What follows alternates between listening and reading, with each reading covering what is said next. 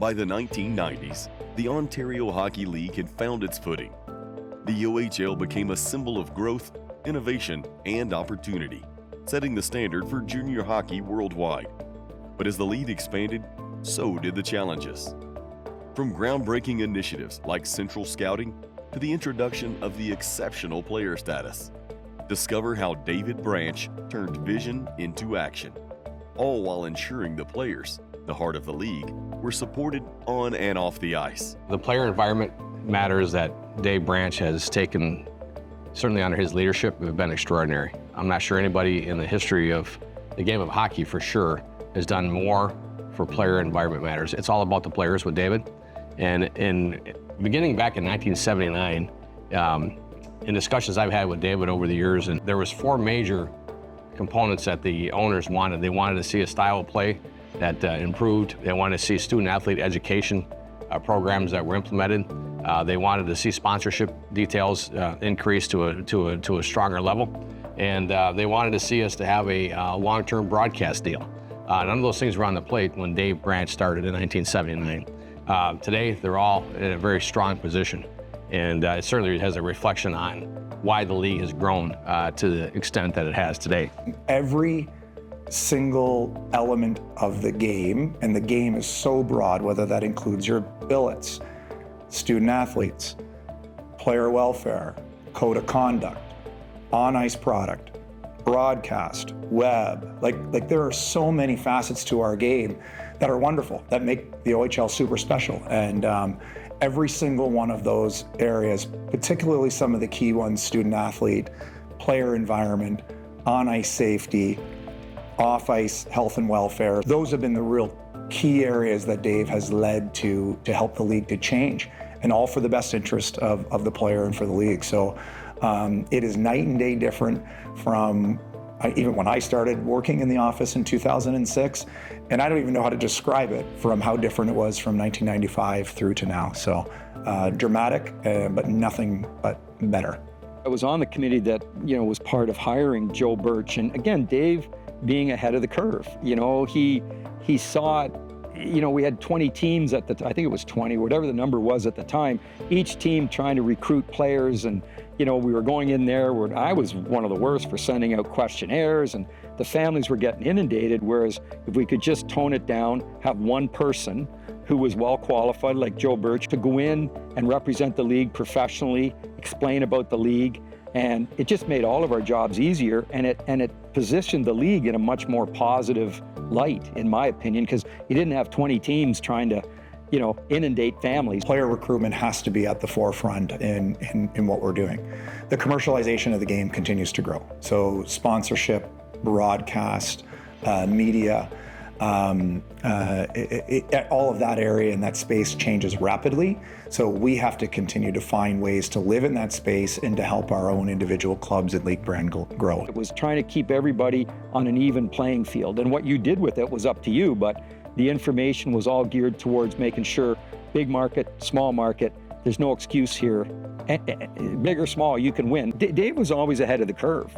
Like, he would see a lot of these things coming before others did, like the head injuries, because he cared about the players. And it was caring about players and understanding that there could be some long-term effects here before really the long-term effects were even known. He took a lot of criticism for changing the rules on fighting, but at the end of the day, it came with thought, and it came with care for the well-being of the players. Even the equipment, like, when I started, there was guys wearing CCM helmets, Bauer helmets. You could wear whatever you wanted, Jofa helmets, and it didn't look right, and then Dave streamlined it so that we were all wearing similar. We just looked so much better. There never used to be glass behind the benches, and people complained, well, I can't see. Yeah, but now it's safer. It's better. The netting that went up behind the nets to protect people. Dave could make decisions, and if he felt in his heart it was best for the league, it was never what was best for Dave Branch or, individual. It was what's best for the league. I think Dave has been so successful in his role over such a long period of time because he comes at the job from a player first mentality. You know, it doesn't matter what we're talking about. He will bring the conversation back in our group, in the board, for example, to talking about the impact on the player, the importance of us taking care of the player, our role as a league in the development of players on the ice, but also off the ice. And I found that that's always been such a grounding perspective to have in a commissioner. We are elevating our standards, whether that's from our training programs, our coaching, our athletic therapists, our facilities, the environment that we create for the players, the educational offerings that we offer. All of those things are key for us making sure that we are creating the best player experience possible, so that players and their families know that that's where they are best suited, where their development is going to be in their best interest over that stage of their career. For our future, we have to be proactive in leading within our own league, but we have to lead within the game. And if we do that, we'll stay as the #1 development league in the world. With the league thriving and its players excelling, Branch turned his attention to the scouting process. He saw an opportunity to revolutionize how talent was identified and evaluated, leading to the creation of OHL Central Scouting. Central Scouting wasn't just a new department, it was a game changer. By creating a unified system, Branch ensured that every player had a fair shot at being seen, no matter where they played. This innovation streamlined the recruitment process and elevated the league's professionalism. Central Scouting was formed in 1975.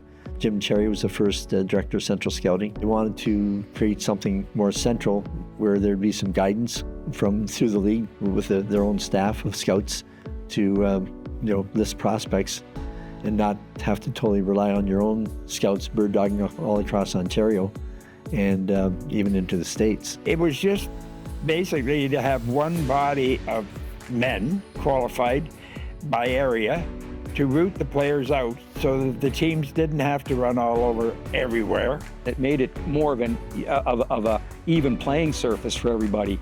And again, I think Dave saw that as a way.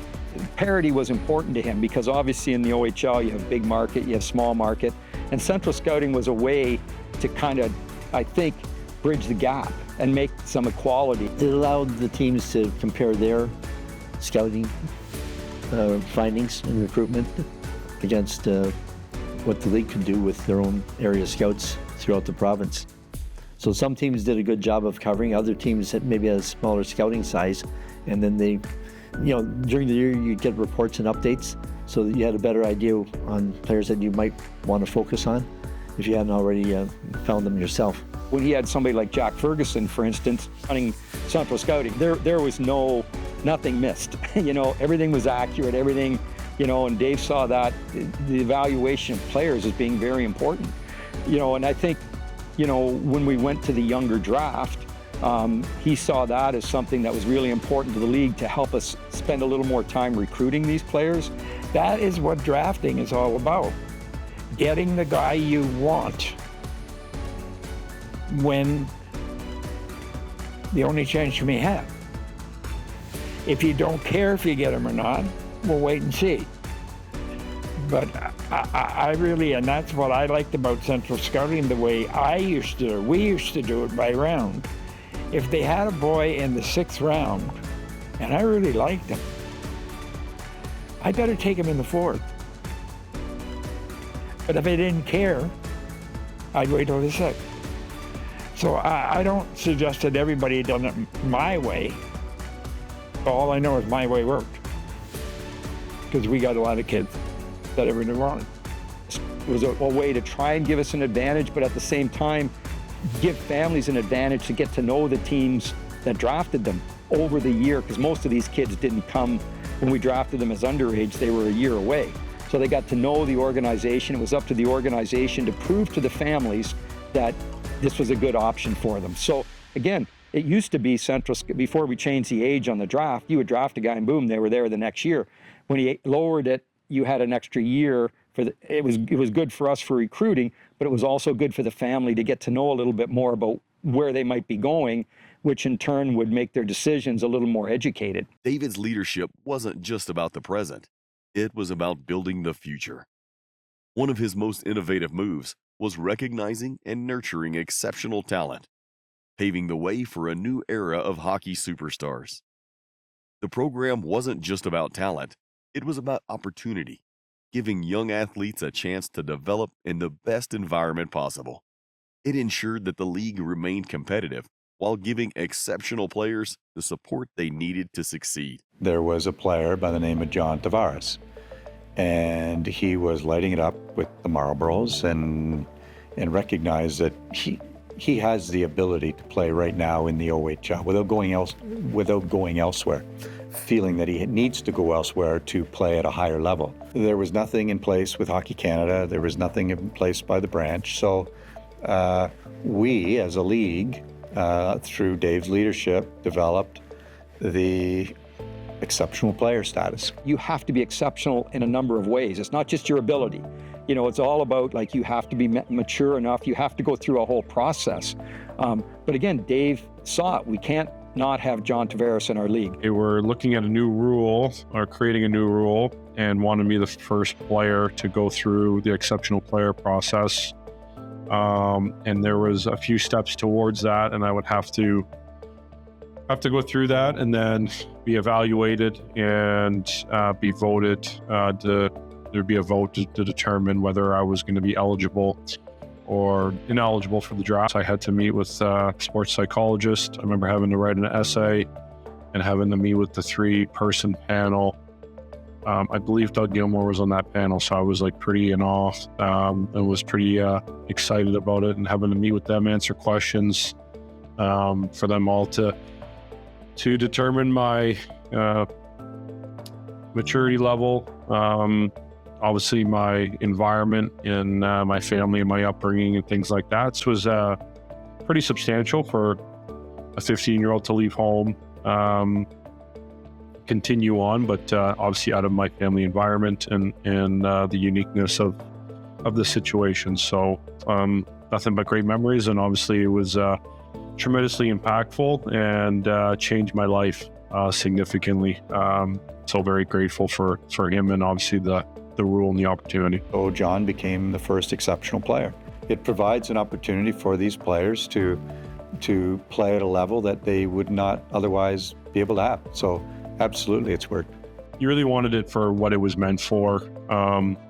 Players that were ready, obviously that were deemed exceptional, went through the process and would go on because it was the right thing to do from their development standpoint on and off the ice. So I think we've seen some of the players that have come after me that have been through it have been pretty special and unique players that had tremendous junior careers and now have had unbelievable NHL careers so far. So it's I think that the rule has really served its purpose and made sense, especially the way that it's been handled by the league and the way that it was instituted. And we were the first league to do it. Like the West followed, Quebec followed, but Ontario was the first one to do it. Forward thinking. Through Dave's leadership and obviously our owners as well in wanting that to happen, and that's how the exceptional player came to be. Maintaining a thriving player environment was just one piece of the puzzle. Behind the scenes, Branch worked tirelessly to ensure the league was a model of strong leadership and sound governance. His ability to balance competitive integrity with business expansion was pivotal. His leadership wasn't just about making decisions, it was about fostering trust and guiding the league through an era of transformation. When Dave started in the league, there was no full-time marketing sponsorship team in place. Dave has made that happen in the Ontario Hockey League and certainly expanded now into the CHL with the work that Dan McKenzie and his team is doing. You know, as a league now, you look at the number of staff that are in play from a player development standpoint, player support programs, recruitment, business operations, like all those individuals that are here, and also from our communication side, media relations, all those things are, you know, it's where we need to be. When you look at the culture, the style of play, the league scholarships, the broadcast, the NHL agreement, all these things play a role. We put more players in the National Hockey League than any league in the world. And when you look at that component alone, makes the work that Dave Branch has done incredibly successful. League attendance it's become a major topic, certainly for all of us that own teams in the Ontario Hockey League. And through his tenure as our commissioner, the attendance has continued to increase, where now we have arenas like London that puts 9,000 plus, Kitchener up to 8,000. You're going to see a number of other arenas, I think, over through the next decade or so, that are continuing to add seats into their arenas just because of the popularity of the OHL. You know, another thing that sometimes goes unnoticed regarding the significant amount of work that Dave Branch has done on behalf of the owners of the Ontario Hockey League is league expansion. I called him up in '96 and expressed an interest in seeing if we could go forward with an expansion team. And from there, we ended up making a presentation December 3rd, '96 to the full Board of Governors, and we were accepted that day as the 19th team in the league. And Mississauga came in, so that put the league at 20 teams at that time. And of course it resulted in a reordering of the divisions and the creation of 2 conferences and whatnot, which are still extant today, and I think worked very well in terms of the competition and the playoff structure and whatnot. To his credit, he's managed to keep all 20 of us thinking of where we need to go, whether you're the smallest population community in the province of Ontario or you're the largest population in the province of Ontario. All 20 franchises need to be healthy and strong. And Dave, again, has done a really good job in helping all 20 member teams, governors, general managers who are involved in the recruitment side, understand that there's a value and a great benefit to having 20 healthy franchises, not just 10 or just 8, having all 20 strong and the ability to recruit players and develop players is in the best interest of the league. Dave deserves a tremendous amount of credit for the sponsorship programs that we've got in place throughout the Ontario Hockey League. The NHL agreement is a significant piece of business that Dave Branch has led throughout the years. Under his leadership, he's been the lead negotiator on behalf of the Canadian Hockey League since 1996, and during that time he was able to enhance the NHL relationships and build real strong, trusting friendships that have helped all of us in the Canadian Hockey League and certainly all of us in the Ontario Hockey League. And he helped others follow his leadership. And that was, in the essence, why and how the OHL grew as it did. He's a very good salesman when he believes in something, and it's hard to argue with him because you understand, again, it comes from a good place. It comes from what's good for the people, the families, the young players, the teams. How can we get better? Dave's done a great job with the education program that our players receive after they leave the Ontario Hockey League. It's really second to none. It's the best of both worlds. You get a chance to develop your skills as a hockey player, and then if it doesn't work out in the NHL, you got a scholarship package waiting for you that's been paid for by your team. And Dave was the architect of all of that. Education, the scholarship program, and the push on OHL teams to make academics a priority. The evolution of the scholarship to what it is today, make it the best in North America, hands down. We are the #1 development league in the world, and that's tied to the fact that Dave continues to challenge governors and general managers and coaches to develop players and to provide opportunities for players to want to be in our league. Dave has made the league very safe, and skilled players have an opportunity to excel. You can still bang bodies and play a physical, hard game in our league, but our league is no longer one-dimensional, and that's appealing to players globally. He's seen everything that's gone on for 45 years. He knows the problems that have been faced and overcome in the past, and those that have lingered, and he's very capable of establishing what the touch points will be. He's been very good at sifting through a problem to make a personal connection with people who are at the root of that issue.